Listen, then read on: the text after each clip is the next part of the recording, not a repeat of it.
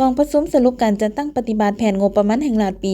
2024 การจัดตั้งปฏิบัติแผนงบประมาณ 4 เดือนต้นปีและทิศทาง 8 เดือนปี 2025 ของแผนกการเงินนครหลวงเวียงจันทน์ได้จัดขึ้นในวันที่ 9 พฤษภาคม 2025 นี้โดยการเป็นประธานของท่านภูวงศ์กิตวงศ์รองรัฐมนตรีกระทรวงการเงินและท่านศิริราช ทุ่งสินทองเพ็งรองเจ้าของนครหลวงเวียงจันทน์มีหัวหน้ากรมห้องหัวหน้ากรมจากกระทรวงการเงินเจ้าเมืองหัวหน้าแผนกองค์การเทียบเท่าอ้อมข้างนครหลวงเวียงจันทน์ห้องหัวหน้าแผนกการเงินหัวหน้า3แขนงสายตั้งพนักงานลักแหล่งแขนงการเงินนครหลวงเวียงจันทน์และเมืองเขาห่วม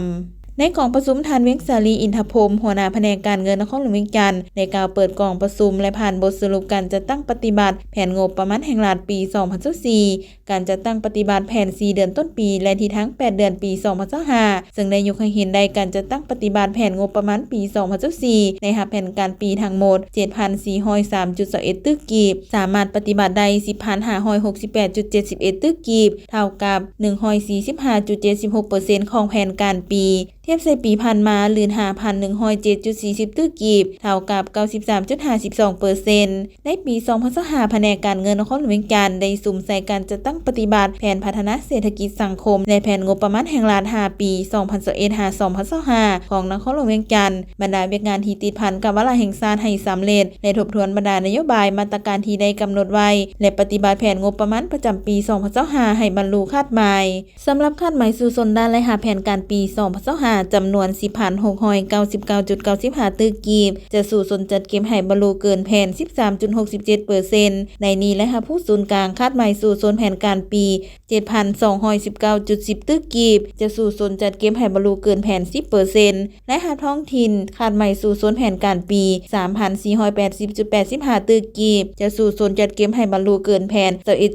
21.30% เทียบใส่แผนการปีผ่านมาเพิ่มขึ้น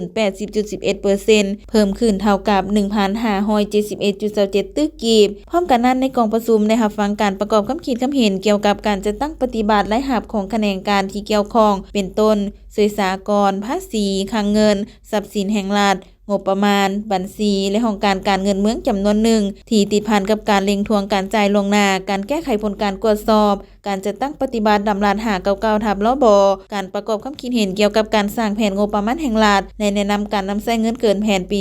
2024 การจัดตั้งปฏิบัติเวียกงานคุ้มครองการบัญชีและการคุ้มครองรายรับโดยการหันเปลี่ยนทันสมัยการขยายฐานอากรมูลค่าเพิ่มและเวียกงานติดตั้งระบบโปรแกรมบัญชีรวมทั้งการคุ้มครองการจัดเก็บและหับอากรที่ดินผ่านเครื่องมือทันสมัยโอกาสนี้ได้รับฟังการโอ้ล้มจากท่านศิริราช ทุ่งสินทองเพ็งรองเจ้าของนครหลวงเวียงจันทน์และท่านภูวงศ์กิตวงศ์รองรัฐมนตรีกระทรวงการเงินเพื่อเป็นเข็มทิศเยื้องทางในการปรับปรุงพัฒนาให้แก่แขนงการเงินและพนักงานรัฐกรลักแรงได้นำไปสืบต่อจะตั้งปฏิบัติผันขยายเข้าสู่หน้าที่เวียกงานตัวจริงอย่างมีจุดซุ่มเพื่อพัฒนาแขนงการเงินอย่างรอบด้านและให้หันไปสู่ความทันสมัยให้มีความสะดวกว่องไวและโปร่งใสเพื่อเห็นให้การจัดเก็บและหับคุ้มของรายจ่ายได้อย่างถูกต้องและสอดคล้องตามกฎหมายและระเบียบการพร้อมทั้งสู่สนในการจัดตั้งปฏิบัติแผนงบประมาณแห่งรัฐปี